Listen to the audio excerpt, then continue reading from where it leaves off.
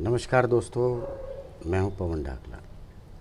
दोस्तों, कल आपने मराठा वीरेंद्र वर्मा का एक इंटरव्यू सुना,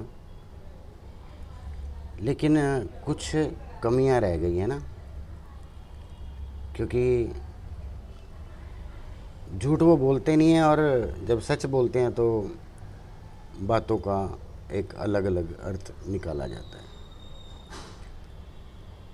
अब अगले 10 दिन के अंदर हम आपको एक एक चीज़ प्रमाणित देंगे। ऐसा नहीं कि हवाई तीर चलाएंगे, आपको एक एक बात प्रमाणित। जैसे एक ऑस्ट्रेलिया से हमारा बच्चा है, नौजवान, जिस तरह से उसने कल आपको एक चीज़ दिखाई जिससे आपकी आंखें खुलाई रहेगी। दोस्तों, अपमान हो रहा है और मेरे पास एक फ़ोन भी आया। बहुत सारे फ़ोन आते हैं, मैं ये तो नहीं कहता, मेरे पास तो हज़ारों फ़ोन आते हैं।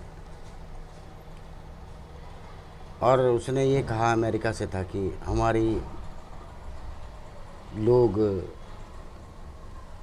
हमारे बारे में तरह तरह की बातें करते हैं जिससे हमें इंसल्ट फील होती है। घबराओ नहीं बच्चों, आपको अगले 10 दिन के अंदर एक एक चीज़ साफ करके रख देंगे, एक एक चीज़ क्लियर करके रख देंगे और सारी की सारी चीज़ें आपके सामने होंगी, विद प्रूफ होंगी। मैं पहले भी ये चीज़ कह चुका हूँ, आप लोगों से आग्रह कर चुका हूँ कि जब ये मराठा थ्योरी शुरू हुई थी तो मैं भी इसका विरोधी था। विरोधी इसलिए था कि हमारा समाज समृद्ध है, हर चीज़ है। 25 वर्ष की पूर्व की स्थिति अलग थी और आज अलग है, तो हमें इन चीज़ों को छोड़ देना चाहिए। लेकिन जब एक चीज़ का विरोध करने के लिए उससे बड़े गपोड़े, उससे बड़े झूठ, जिसका सिर है न पैर है, नकली लोग, नकली बातें, और उस झांसे में हमारे समाज के जो कर्णधार हैं अगर वो भी आ जाएं तो फिर स्थिति विस्फोटक हो जाती है।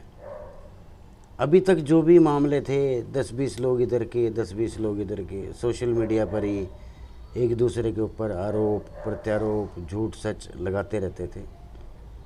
लेकिन अब कुछ बड़े लोगों द्वारा इस लड़ाई को समाज के अंदर ग्राउंड लेवल पर घुसा दिया है, जहाँ पर ये भी बातें होने लगें कि ये दोनों समाज डिफरेंट हैं, दोनों समाज अलग हैं, और कटुता बढ़ती जा रही है। 1-2 दिन के अंदर मराठा वीरेंद्र वर्मा से आपकी बात भी कराने की कोशिश करूँगा। Not sure but I am confirmed कि आई विल डू इट, मैं कराऊँगा आपकी। और सिर्फ इतिहास को लेकर ही जो बातें आपके मन को कर जाएंगी, जिनसे स्पष्ट हो जाएगा। 100% तो स्पष्ट कभी नहीं होता, लेकिन एक इंडिकेशन मिलेगी। और जब दो थ्योरियों को आप अपने सामने रखेंगे, क्योंकि अभी तक कंपैरिजन नहीं था, लेकिन अब जिन लोगों ने कंपैरिजन खड़ा कर दिया है तो अब डेफिनेटली किताबें भी पढ़ी जाएंगी, इतिहास को अच्छी तरह से पढ़ा जाएगा। तो मैं आपको विश्वास दिलाता हूँ कि जो रेशो रहेगा वो 0 to 100 रहेगा। आपको ये लगने लगेगा कि मराठा थ्योरी है जो, वही 100% सही है, और बाकी का तो कोई न सिर है, न पैर है, न आगा है, न पीछा है, कुछ भी नहीं है। और रही भीड़ की बात, और जो लोग दावे कर रहे हैं ये हुआ वो हुआ, राष्ट्रपति जी भी आ चुकी हैं, मुख्यमंत्री भूपेंद्र सिंह हुड्डा जी भी आ चुके हैं, महाराष्ट्र से बहुत बड़े एमपी और वो पता नहीं क्या आ चुके हैं, और ये भीड़ तो कुछ भी नहीं। इतनी भीड़ तो हमारे यहाँ पे जो खाना सर्व करते थे उन लोगों की होती है। भीड़ का पैमाना क्या होता है, ये वीडियो भी आपके सामने पेश की जाएंगी, देखना आप लोग। बस एक प्रार्थना है कि इन सारी चीज़ों को ठंडे दिमाग से, मुझे कहते हैं लोग दोगला है, दोगले तो उस स्टेज के ऊपर ही बहुत थे, हम तो फिर भी स्टेज पे नहीं बोलते ना।